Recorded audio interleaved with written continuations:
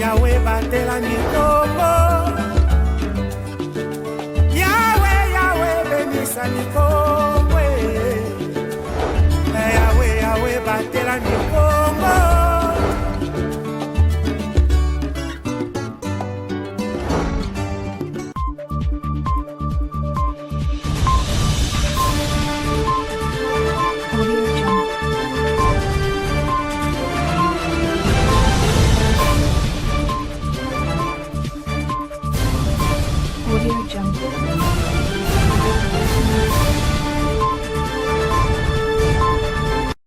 Salutations spéciales à vous, messieurs et dames. Bienvenue à cette édition du journal.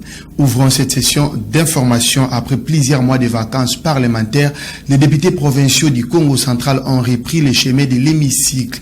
La plénière d'ouverture de la session ordinaire de septembre, essentiellement budgétaire, a eu lieu ce lundi 30 septembre 2024 au siège de l'Assemblée provinciale située sur l'avenue Fulumasaka au quartier communément appelé Ciné Palace dans la commune de Matadi. Les détails suivent.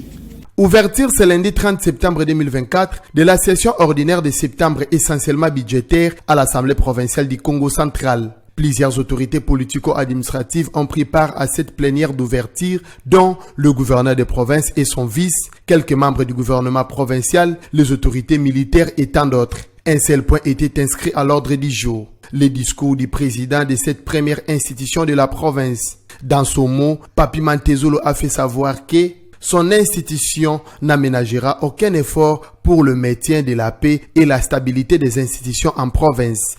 Nous avons été conseillés à préserver la paix, la concorde, bref, la cohésion des institutions. Il sera organisé dans un avenir proche une réunion interinstitutionnelle afin de permettre d'élucider les problèmes qui peuvent survenir dans notre province. Poursuivant son speech, le speaker de l'organe délibérant a rappelé que le moyen de la province doivent être utilisés pour l'intérêt de la province. Il a ensuite formulé quelques recommandations prioritaires. Tous les moyens financiers dont dispose la province soient utilisés à bon escient pour les biens de la population. Ainsi, j'exhorte le gouvernement provincial et tous les services concernés à y apporter rapidement des solutions adéquates, notamment en créant une brigade routière afin de rendre la circulation fluide, en mettant en place des patrouilles diurnes et nocturnes afin de dissuader les réfracteurs et décourager les pratiques civiques de certains usagers venant de la route qui utilisent des projecteurs LED sur leur véhicule pour la vision des autres usagers. Rappelons que cette session essentiellement budgétaire ouverte en ce mois de septembre prendra fin au mois de décembre prochain, soit 3 mois après. Rentrée scolaire au Congo central, pas de compromis entre les représentants des enseignants et le gouverneur des provinces lors de la réunion tenue la semaine dernière par le chef de l'exécutif provincial. Cette annonce a été faite par les syndicalistes des enseignants au cours d'une rencontre organisée ce lundi 30 septembre 2024 au terrain Jaabako dans la commune de Mvouzi. Les détails. 72 heures après les rencontres avec le gouverneur de province, les représentants des enseignants du Congo central ont réuni les professionnels de la CRE ce lundi 30 septembre 2024 au terrain Jean Abako dans la commune de Mvouzi pour les comptes rendus. Nous avons été invités par le gouverneur dans le but. Quelles sont les stratégies qu'il faut envisager pour que les enseignants que nous sommes puissent rentrer à l'école? Mais nous avons dit, si le gouverneur pouvait donner 100 000 francs à tout enseignant du Congo central, 100 000 francs au NUNP, le gouverneur nous a dit que la province du Congo central est la province la plus endettée. Et que pour ce fait, la province n'est pas capable de trouver un petit pareil montant. La proposition du gouverneur demandant aux enseignants de reprendre le chemin de l'école a été boycottée à l'unanimité par les enseignants. Rappelons que depuis le 2 septembre dernier, date prévue pour la rentrée scolaire en RDC, celle-ci n'est toujours pas effective au Congo central. Les enseignants ont fait savoir leurs exigences avant la levée de la grève. Ainsi, les syndicats ont proposé un petit montant de 1 500 000 francs congolais, équivalent à $500. Mais aux assises, le gouvernement n'a prévu que 100 000 francs congolais, de payer en 2 mensualités comme paye complémentaire du mois d'août et de septembre 2024. Malgré la volonté manifeste des enseignants à la reprise des activités scolaires, nous avons constaté avec regret que les 1 500 000 francs congolais n'étaient pas budgétisés jusqu'à ce jour. Pour ce faire, les enseignants décident de continuer la grève jusqu'à ce que le gouvernement trouve solution. Changeons de chapitre, messieurs et dames. L'ONG Imundi a, à travers sa caravane organisée à Matadi, ce lundi 30 septembre 2024, sensibilisé les agriculteurs et les consommateurs des produits agricoles sur les dangers liés à l'utilisation abusive des pesticides. Un reportage signé Fallon Kenge. Suivez.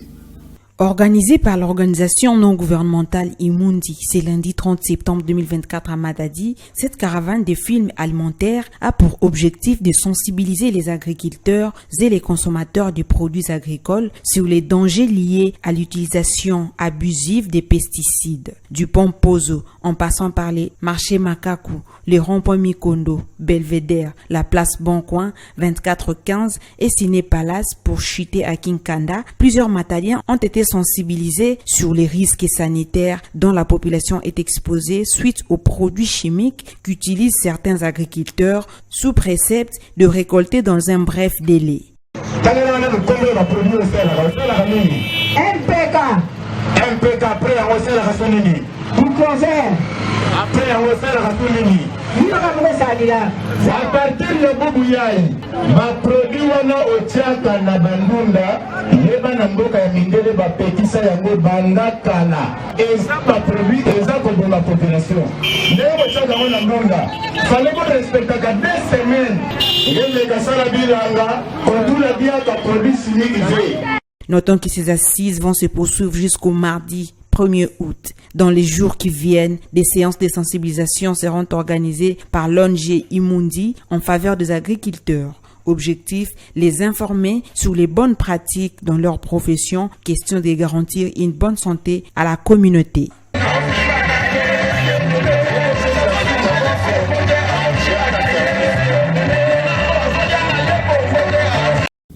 Et le gouverneur de province, Grace Nkwanga Maswangi Bilolo, a visité samedi 28 septembre 2024 quelques chantiers des routes en pleine réhabilitation, notamment celle qui va du rond-point Bouima jusqu'au rond-point Kimbangu ex-Coca-Cola et l'avenue Kinshasa. Les détails, suivez.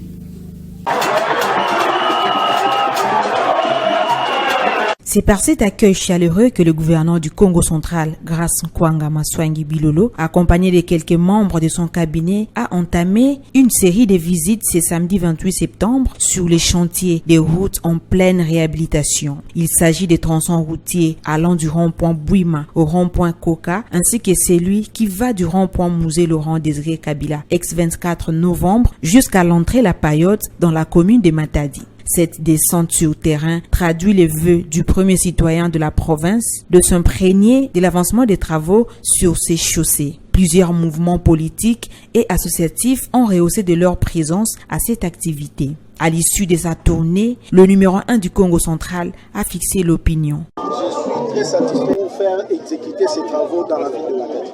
Comme vous le savez, la province du Congo central aujourd'hui, c'est un vaste chantier que je suis en train de suivre pas à pas. On n'est pas que la ville de Matadi, il y a des travaux déjà qui s'effectuent dans d'autres territoires, notamment à Lukula, notamment à Tchela et à Luozi. Je suis en train d'appeler à l'apaisement de la population suite au désagrément des embouteillages, ainsi que à l'apaisement aussi de la population suite à l'état d'avancement qui va peut-être à pas de temps. C'est suite aux moyens qu'on est en train de mobiliser pour mettre que les travaux soient exécutés. On est juste au début. Ce sont les travaux qui sont prévus d'être exécutés dans les 60 jours. Donc j'appelle à l'adhésion populaire et aux jeunes de Matadi qui ne font rien à la maison de venir adhérer au projet du gouvernement et de la mairie comme tous travaux qui participent à la reconstruction de notre province. Rappelons que ces travaux sont exécutés par l'Office de voirie et drainage et la division provinciale des ITP.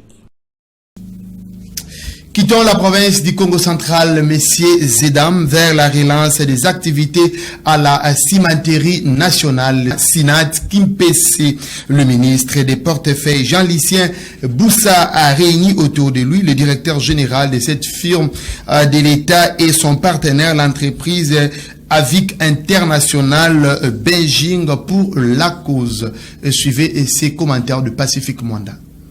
Cette réunion tripartite augure une lueur d'espoir pour la renaissance de la cimenterie nationale de Kimpese, Sinat en sigle, 14 ans après son déclin sur implication du ministre du portefeuille Jean-Lucien Boussa. Les futurs partenaires de cette entreprise de l'État, Avic International Beijing, représenté par son directeur général, Valentin Liao, et le directeur général de la Sinat, Ilani Odon Laurent, étaient face à Jean-Lucien Boussa. Dans son cabinet de travail, le projet de relance de cette cimenterie nationale a fait la toile de fond de ses assises. Nous allons remettre les travailleurs à leur job. L'État va se retrouver et la cimenterie qui a gardé son léthargie durant 14 ans pourra relancer ses activités. Avec l'accompagnement de son Excellence, Monsieur le ministre du portefeuille, je peux dire aujourd'hui, demain, la Sinat sera debout. À en croire les DG de Avic International, Valentin Liao, 500 emplois seront créés à l'issue des travaux d'installation de l'usine. Ce projet il va créer directement juste 500 emplois. La période de construction, ça va durer environ de 2 ans. Rappelons que cette réunion intervient plus d'1 mois après la visite de cette entreprise de l'État par le patron du portefeuille en République démocratique du Congo, Jean-Lucien Boussa. Place à l'information au-delà de nos frontières, messieurs Zedam. Près de 200 personnes sont mortes au Népal dans des inondations et des glissements des terrains. Selon un bilan provisoire, la capitale Katmandou a également été touchée. Un reportage de nos confrères de France 24. Suivez. Des inondations ravageant tout sur leur passage, des quartiers engloutis par l'eau. Depuis vendredi, la situation à Katmandou est dramatique. Des pluies diluviennes se sont abattues sur la capitale népalaise, surprenant ses habitants. Nous pensions que l'inondation n'atteindrait pas notre dernier étage, comme cela avait été le cas plusieurs fois auparavant. On était confiants sur notre toit, et puis soudain, l'eau s'est engouffrée dans la brèche, le rez-de-chaussée a été complètement inondé, et elle est montée jusqu'au 2e étage. La pluie devenait de plus en plus intense. L'eau est entrée dans ma cabine, on a sauté et on est sorti de là. Mais j'ai perdu toutes mes affaires. Je n'ai plus rien. Le bilan humain, encore provisoire, est très lourd. Près de 200 personnes sont décédées. Parmi elles, 36 étaient dans leur voiture lorsqu'un glissement de terrain les a enterrées vivantes. Ici, les secouristes tentent de se frayer un chemin en bateau. Plus de 3000 personnes ont été mobilisées pour venir en aide aux sinistrés. Aujourd'hui, les habitants constatent les dégâts, nombreux. Selon l'agence météorologique népalaise, il s'agit des précipitations les plus importantes relevées depuis 54 ans. Fin de cette édition du journal, messieurs et dames. Merci de l'avoir suivi et surtout bonne suite des programmes chez vous. Au revoir.